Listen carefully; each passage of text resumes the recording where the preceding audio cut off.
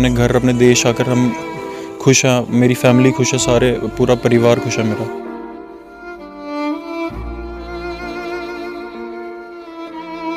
Actual situation जो है वो बहुत ख़राब है वहाँ पे, ग्राउंड जो सिचुएशन है वो ख़राब है वहाँ पे।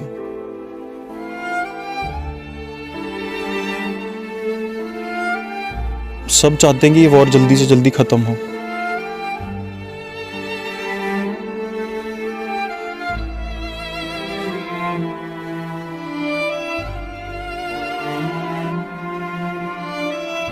खार्किव से निकाल लेंगे, बॉर्डर कहीं भी ले जाएं, बट बंकर्स में नहीं रहने देंगे। बट ऐसा कुछ नहीं, हमें 5 दिन हो गए 6 दिन हो गए वहाँ उनकी तरफ से सिर्फ एडवाइजरीज आ रही थी कि आप निकल जाओ, आप निकल जाओ। उनकी तरफ से कोई अरेंजमेंट नहीं था।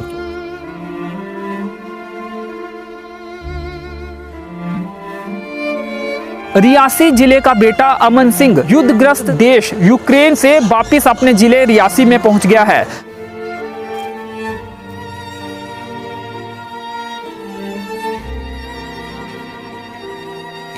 सडनली उनका फेयर जो है राइज हो गया अराउंड 1,90,000 1,20,000 इसके आसपास। तो कॉमन मैन इतना अफोर्ड तो कर नहीं सकता। और हमारी एडवाइजरी भी ऐसी थी कि किसी ने उसको सीरियस लिया भी नहीं। यू मे लीव लिखा था उस एडवाइजरी में।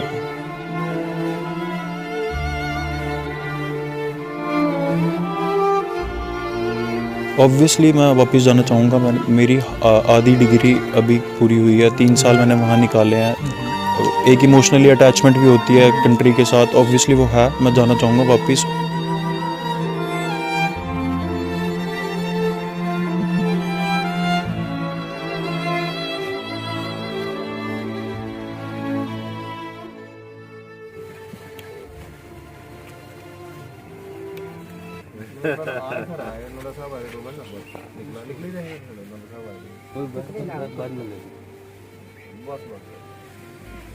ਤੁਸੀਂ ਵੀ ਮਾਤਾ ਜੀ ਬੈਠੋ ਨੂੰ ਤੁਸੀਂ ਵੀ ਕਰਨਾ।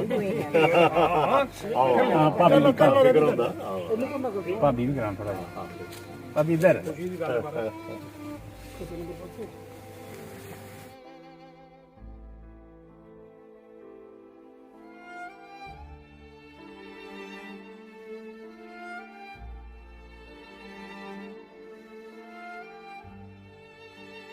हम लोग बातचीत कर रहे हैं तो एक लगता है जैसे अपना बच्चा है कहीं फंसा हुआ है। तो पेरेंट्स तो थे ही बेचारे, उनकी तो क्या हालत हो सकती है। You can imagine, I can imagine as a mother कि बच्चा कहीं फंसा हुआ हो तो जब तक वो घर नहीं पहुंचे तो उसकी क्या हालत हो सकती है। तो मुझे बहुत खुशी है कि you have come back safe and sound and you are with your family. नमस्कार। रियासी जिले का बेटा अमन सिंह युद्धग्रस्त देश यूक्रेन से वापस अपने जिले रियासी में पहुंच गया है। आपको बता दें, अमन सिंह रियासी जिले के चनका के रहने वाले हैं और युद्धग्रस्त देश यूक्रेन में MBBS की पढ़ाई कर रहे थे। पिछले कई दिनों से वो वहां पर फंसे हुए थे। उन्होंने प्रयास किया, पोलैंड बॉर्डर तक पहुंचे और वहां से ऑपरेशन गंगा के तहत वो अपने देश वापस पहुंचे, सुरक्षित वापस पहुंचे और कल शाम को जम्मू पहुंचे थे। उसके बाद आज रियासी पहुंचे और रियासी में उनका DC रियासी बबीला रकवाल, अजय नंदा पूर्व मंत्री जो है और अन्य स्थानीय लोगों ने उनका यहाँ पर स्वागत किया है। रियासी पहुँचने के बाद, अपनों से मिलने के बाद, रिश्तेदारों से मिलने के बाद, अपने दोस्तों से मिलने के बाद अमन अब खुश है और जो तनावपूर्ण माहौल यूक्रेन में बना हुआ था उसे उन्होंने अपने शब्दों में बयां किया है। तो आइए आपको सुनाते हैं अमन ने रियासी पहुँचने के बाद मीडिया से क्या कुछ शेयर किया, महसूस कर रहे हैं और क्या हालात थे वहाँ पे, थोड़ा उसके बारे में बताएं। ऑब्वियसली घर आकर सबको खुशी होती है। मैं पहले से बहुत अच्छा फील कर रहा हूँ। वहाँ पे सब डरे हुए थे। यहाँ पे अपने घर अपने देश आकर हम खुश हैं, मेरी फैमिली खुश है, सारे पूरा परिवार खुश है मेरा। वहाँ के क्या हालात थे इस चैनल में भी देख रहे हैं, लेकिन जो एक्चुअल स्थिति है वो आपने वहाँ पे देखी हुई है। एक्चुअल सिचुएशन जो है वो बहुत ख़राब है वहाँ पे। ग्राउंड जो सिचुएशन है वो ख़राब है वहाँ पे, मीडिया से भी ज़्यादा। यूक्रेन में कहाँ पर पढ़ाई कर रहे थे, किस यूनिवर्सिटी में थे? और इसके साथ ही अलग अलग जानकारियाँ सामने आ रही हैं कि कुछ लोगों का, विद्यार्थी जो लौट कर आया उनका कहना है कि सरकार ने काफ़ी मदद की है, कुछ का कहना है कि सरकार की तरफ से मदद नहीं हुई है या थोड़ी मदद हुई है। तो क्या आपके केस में भी मदद सरकार की तरफ से हुई थी या फिर आप खुद बॉर्डर में पहुंचे थे उसके बाद फिर आपको वहां से सरकार काम कर रही है, बट जहां उन्हें एक्चुअल काम करना चाहिए था वहां उन्होंने नहीं करा वो। क्योंकि हमें बॉर्डर क्रॉस करना, बॉर्डर तक सफ़र हमारा 1500 किलोमीटर जितना भी था वो हमने खुद ट्रैवल करा अपने जो भी हमने जैसे मैनेज कर उसके बाद पोलैंड एम्बेसी, इंडियन एम्बेसी, उसने बड़ा स्मूथली वर्क करा। वहाँ से आगे इंडिया आकर भी हमें प्रॉपर गाइड करा गया। स्पेशल थैंक करूँगा मैं डीसी रियासी का, उन्होंने वो कॉन्स्टेंटली टच में थे मेरे, मतलब पर्सनली वो उनका पीए, उन्होंने भी वो पर्सनली टच में थे मेरे, उन्होंने मेरे को सारी नेसेसरी इन्फॉर्मेशन प्रोवाइड करवाई। बाद में एडमिनिस्ट्रेशन ने, रियासी एडमिनिस्ट्रेशन ने बहुत अच्छा काम करा। वहाँ पे इंडियन एम्बेसी जो यूक्रेन में, उन्होंने कोई स्टूडेंट्स के लिए, स्टूडेंट के वेलफेयर के लिए कोई काम नहीं करा वहाँ पे। बंकर में कितने दिन रहे थे आप लोग? बंकर में हम अराउंड 5 डेज बंकर में रहे कौन से थे। शहर में? खारकीव में आप थे, और कौन सी यूनिवर्सिटी में पढ़ाई कर रहे थे, और क्या पढ़ाई कर रहे थे, कौन से शहर में थे? खारकीव में मैं खारकीव नेशनल मेडिकल यूनिवर्सिटी में था, एमबीबीएस की स्टडी कर रहा था, 3rd कोर्स में था मैं, 3rd ईयर में। तो एडवाइजरी भी जारी की गई थी जो युद्ध शुरू होने से कुछ दिन पहले, वो आप तक जानकारी पहुंची थी? और फिर क्या वाकई में टिकट महंगी हो गई थी, ये कारण भी रहा वापस नहीं आए आप, या फिर कुछ और कारण? जो एडवाइजरी आई थी, आप भी देखो 14 फेब को जो आई थी, उसमें उन्होंने यही लिखा था कि जिनका नॉन एसेंशियल स्टे है, स्टूडेंट्स भी जिनका नॉन एसेंशियल स्टे है वो चले जाएं। और उन्होंने ये भी लिखा था कि यू मे लीव। उन प्रॉपर एडवाइजरी नहीं थी। और उसके बाद भी हम 3rd कोर्स में और 6th ईयर के जितने भी स्टूडेंट्स हैं उनका लाइसेंसिंग एग्ज़ाम होता है वहाँ पे, तो उस वजह से वो स्टूडेंट्स नहीं आए, क्योंकि और क्लासेस भी हमारी ऑफलाइन चल रही थी। ये 2 रीज़न। 3rd रीज़न ये था कि जब एडवाइजरी आई उसके बाद जो एयर टिकट्स थी वो सडनली उनका फेयर जो है राइज हो गया, अराउंड 1,90,000 1,20,000 इसके आसपास। तो कॉमन मैन इतना अफोर्ड तो कर नहीं सकता। और हमारी एडवाइजरी भी ऐसी थी कि किसी ने उसको सीरियस लिया भी नहीं। यू मे लीव लिखा था उस एडवाइजरी में। तो खारकीव में यहाँ भारतीय स्टूडेंट की एक मौत भी हुई, आप भी उसी इलाके में थे? वो मेरा एक्चुअली वो 4th कोर्स में थे, जस्ट अभी उनकी वो 4th कोर्स में, हाँ, सेम यूनिवर्सिटी, 1 ईयर सीनियर थे मेरे वो।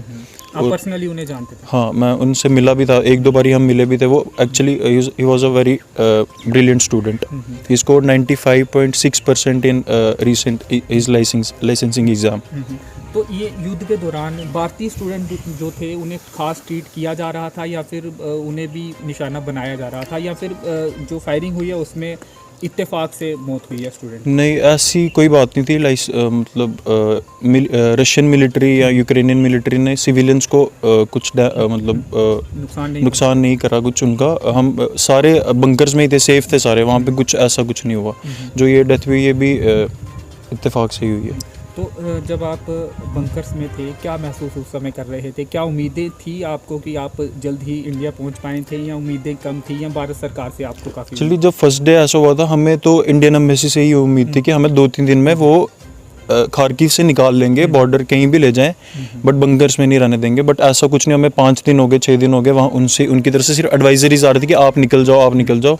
उनकी तरफ से कोई अरेंजमेंट नहीं था। तो किस बॉर्डर में आप पहुँचे थे, और क्या अपने खर्चे पे या फिर अपनी कोशिशों से ही आप पहुँचे थे? हाँ, हम बॉर्डर जितने भी स्टूडेंट्स थे सब अपने खर्चे पे पहुँचे।